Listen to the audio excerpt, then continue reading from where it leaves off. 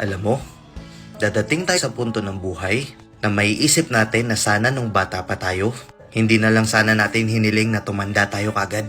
Nung bata tayo, walang problema eh. Nung bata tayo, sobrang simple lang ng buhay.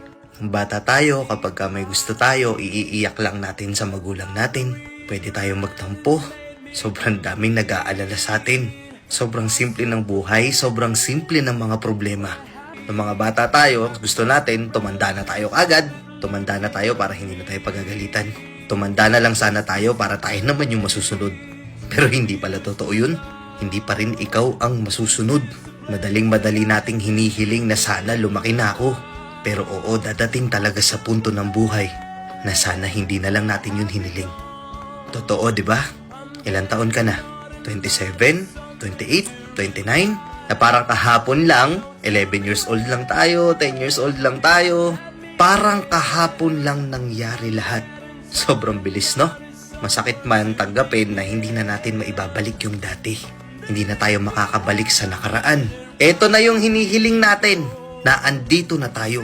Yung hinihiling natin na sana lumaki na tayo agad, ito na. Mas dumali ba yung buhay? Hindi, no? Hindi kasi tayo ready. Hindi natin alam na ganito pala talaga yung mangyayari. Akala natin mas magiging masaya tayo.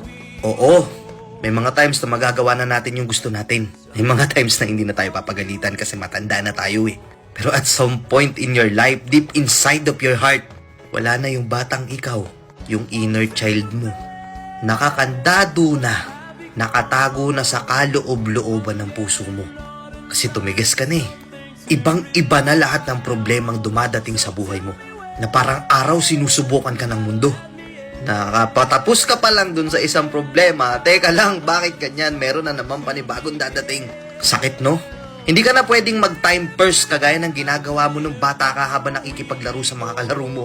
Wala nang time first. Kasi kailangan natin magpatuloy. And the more na tumatanda tayo, the more na nagkakaedad tayo, the more na namumula tayo sa katotohanan na lahat ng taong napamahal sa atin, isa-isa at unti-unti na silang nawawala. Unti-unti na nila tayong iniiwan at dadating sa punto na yung mga taong mahal natin, iiwan din natin sila. Pilitin mo maging masaya. Sobrang bilis ng panahon hanggat maaari gumawa ka ng way para mapasaya mo yung sarili mo. Kasi oo, parang kahapon lang, bata pa tayo. Pero bukas, hindi natin mamamalayan mas matanda na tayo. Piliin mo pa rin gumawa ng mga bagay na hindi mo pagsisisihan pag matanda ka na. Maiksi lang ang buhay. Piliin mo palaging maging masaya. Nakuha mo?